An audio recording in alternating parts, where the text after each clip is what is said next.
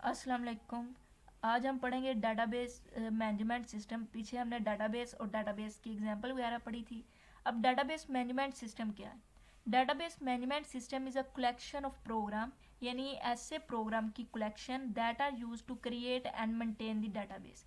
यानी डाटाबेस को क्रिएट या मेंटेन करने के लिए जो प्रोग्राम यूज़ होते हैं उसकी कलेक्शन को हम डाटाबेस मैनेजमेंट सिस्टम कहते हैं। मैनेजमेंट से आप जहन में रखें कि डाटाबेस को मेंटेन करने के लिए, क्रिएट करने के लिए जो प्रोग्राम की कलेक्शन है उसको डाटाबेस मैनेजमेंट सिस्टम कहते हैं। Is a general purpose software that provide the following facility. ये तीन तरह की फैसिलिटी प्रोवाइड करता है। ये डिफाइन करता है स्ट्रक्चर ऑफ डाटाबेस। डाटाबेस का स्ट्रक्चर ये डिफाइन करेगा।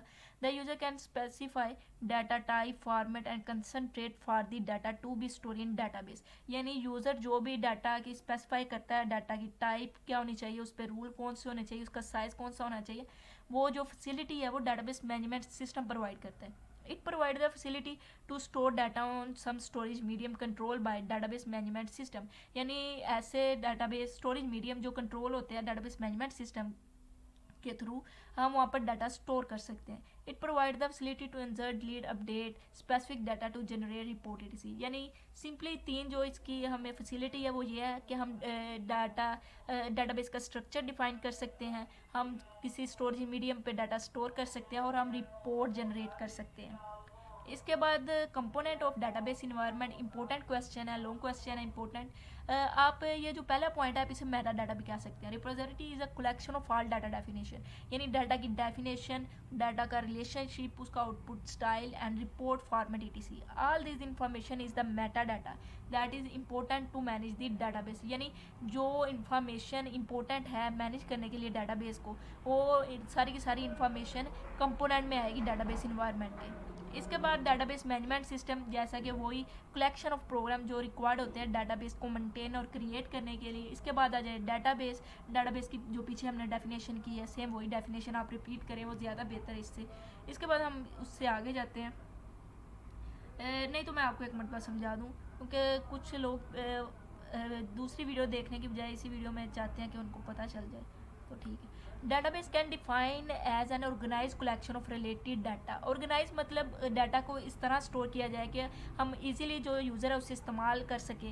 और रिलेटेड मीन के डाटाबेस किसी एक ही पार्टिकुलर टॉपिक के रिलेटेड होगा। यानी अगर स्टूडेंट के रिलेटेड डाटाबेस है तो उसमें स्टूडेंट के रिलेटेड ही डाटा होगा। अगर वो टीचर के रिलेटेड है तो उसमें सिर्फ टीचर के रिलेटेड ही डाटा होगा, इसलिए इसे रिलेटेड डाटा गया है। The word organize mean data is storing such way the user can store and manipulate data easily. और उसके बाद हम आगे जाते हैं। एक मिनट, चलो। हाँ, the word relative means that database is normally created to store data about a particular topic. हो गया क्लियर? अब आगे चलते हैं। Application program. Application program is a program that is used to send command to the database management system to manipulate database। यानी database management system को जो command send की जाती है वो application program उसके लिए यूज़ होता है। यानी application program किसके लिए यूज़ होता है कि हम command send करें database management system को। यानी जो database को create करते हैं programs, उस collection जो होती है उसको हम database management system कहते हैं। और database management system को हम send करते हैं command through application program। These commands are sent to the database management system through graphical user interface। अब जो एप्लीकेशन प्रोग्राम है वो कमांड तो सेंड कर रहा है, लेकिन वो कमांड डेटाबेस मैनेजमेंट सिस्टम को ग्राफिकल यूज़र इंटरफेस के थ्रू प्रोवाइड कर रहा है। जिसमें ग्राफिकल यूज़र इंटरफेस आपको पता है ग्राफिकली जो चीज़ें नज़र आती है वो ग्राफिकल यूज़र इंटरफेस है, जैसे कि विंडो है।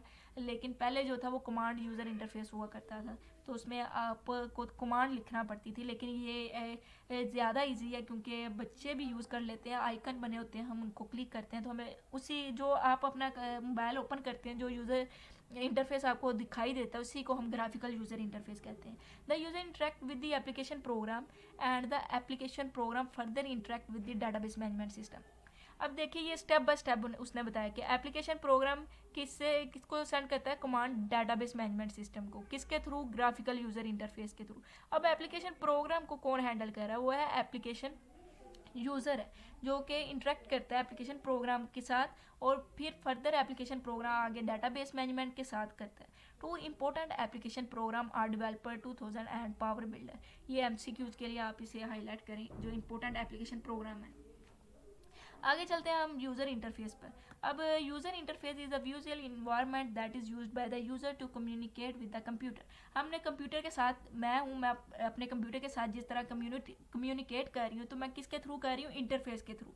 ये इन्वायरमेंट जो है ना मुझे नज़र आ रहा है, इसके थ्रू मैं कम्युनिकेट कर रही हूँ। इसी तरह आपने अपना मोबाइल, लैपटॉप या पीसी ओपन किया हुआ है, तो आप किसके थ्रू ये आप कम्युनिकेट कर रहे हैं? आप ये इंटरफेस के थ्रू कर रहे हैं। It consist of menus, buttons and other components. All window based software और ग्राफिकल यूजर इंटरफेस। जितने भी विंडो बेस्ड सॉफ्टवेयर है वो ग्राफिकल यूजर इंटरफेस है, यानी उसमें आपको आइकन मिलेंगे, आपके लिए वो ईजी होता है user environment. The user interface consist of the following component. ये 3 कंपोनेंट पे ये मुश्तमिल होता है, फॉर्म्स पे, मेन्यूज पे, रिपोर्ट्स पे। अब सिंपली अगर ये आता है लॉन्ग क्वेश्चन में, तो आपने फॉर्म, मेन्यूज, रिपोर्ट्स लिखना है, फर्दर आगे लिखने की जरूरत नहीं, लेकिन एमसीक्यूज के तौर पर पढ़ें इसे। The form are use to enter the data in database. A form consist of text box, label and button that are used by the user for entering data easily. The user can also retrieve, change and update data by using form. आपने उससे visual basic में भी इसे पढ़ा होगा, I think ये clear है आपको कि form are use to enter the data in database. इतना याद रखें। Menus are a list of command for performing different operation. जो मेन्यूज होते हैं उसमें मुख्तलिफ कमांड की लिस्ट होती है जिसके ज़रिए हम मुख्तलिफ ऑपरेशन अप्लाई करते हैं। Menus frequently use in window based application में मेन्यूज ज़्यादातर यूज़ होते हैं। The user can use them easily for manipulating the database. Report are the output of the database application. Report के मतलब एक बार याद रखें कि जो डाटाबेस में हम रिपोर्ट बनाते हैं उसमें फिर कुछ चेंजिंग नहीं होती, ये फाइनल रिजल्ट होता है रिपोर्ट्स का। Report are the output of the database. The user can generate different type of report by manipulating the database. The information on report is arranged in different form and may contain graph, chart and table etc. आगे आप को reports दो तरह की होती है, एक soft copy, एक हार्ड कापी। सॉफ्ट कापी जो आपको कंप्यूटर पर नज़र आती है, और हार्ड कापी जो आप फिजिकली प्रिंट करवाते हैं। अगर आपने कभी अपने डॉक्यूमेंट प्रिंट करवाए होंगे तो आपको पता ही है, तो वो होती है हार्ड कापी। अब जो रिपोर्ट है ये आउटपुट है ऑफ द डाटाबेस एप्लीकेशंस की। ठीक हो गया, ये तीनों आपने सिर्फ इसका ओवरव्यू लेना है, रट्टेबाजी नहीं करनी। Data administrator. Data administrator are those who are responsible for whole information system. जो सारी इंफॉर्मेशन का रिस्पॉन्सिबल है ये अथोराइज करता है access to the database as well as coordinate and monitor the use of database. यानी एक्सेस जो database तक है वो भी इसने देनी है, और हम फिर उस डाटाबेस को कैसे यूज़ करें वो भी इसने देना है। उसके बाद system analyst and application programmers. System analyst determine the requirement of and user. ये जो एंड यूजर है इसकी जो रिक्वायरमेंट है वो ये इसने डिटरमाइन की और डिवेल्प की स्पेसिफिकेशन फॉर ट्रांजेक्शन। आगे इसने उसकी रिक्वायरमेंट डिटरमाइन करने के बाद डेवलप करती स्पेसिफिकेशंस। आगे एप्लीकेशन जो प्रोग्रामर है वो इम्प्लीमेंट करेगा दिस स्पेसिफिकेशन एंड प्रोग्राम। यानी इन दोनों का काम किसके रिलेटेड है? एंड यूज़र के। इसने इसकी रिक्वायरमेंट को जाना, उसके बाद उसके लिए स्पेसिफिकेशन डेवलप की, और ये जो स्पेसिफिकेशन को इम्प्लीमेंट करने वाला कौन है? Application programmers. आगे end user are those person who interact with the application directly. जो एप्लीकेशन के साथ डायरेक्टली इंटरेक्ट कर सकते हैं उसे एंड यूज़र कहते हैं। ये रिस्पॉन्सिबल होते हैं इंसर्ट करना, डिलीट करना एंड अपडेट करना डाटा इन डाटाबेस में। ये they get information from the system as and when required. जो सिस्टम है ये जब चाहे उससे अपनी इन्फॉर्मेशन ले सकते हैं जब वो रिक्वायर करें, जब उनकी रिक्वायरमेंट है तो। और ये रिस्पॉन्सिबल है इंसर्ट करना, डिलीट करना एंड अपडेट करना इन डाटाबेस। ये एक इंपॉर्टेंट लॉन्ग क्वेश्चन अक्सर आता है, इसमें एमसीक्यूज भी आते हैं, तो इसको आपने 2-3 मरतबा रिवाइज करना है ताकि आपको अच्छी तरह से पता चल जाए। और इंशाल्लाह इसके बाद हम डाटाबेस अप्रोच वगैरह की वीडियोस आएंगी। और आप जिस चैप्टर के ज़्यादा कमेंट करेंगे इसके बाद हम वो चैप्टर स्टार्ट करेंगे ताकि आपके माइंड सेट हो सके कि हमने अब आगे क्या पढ़ना है। तो आई होप आपको अंडरस्टैंड कर रहे हैं जो मैं समझा रही हूँ। अगर फिर भी आपको कोई समझ नहीं आ रही तो आप कमेंट बॉक्स में बताएं ताकि वो मैं आगे उससे ज़्यादा बेहतर तरीके से समझा सकूँ।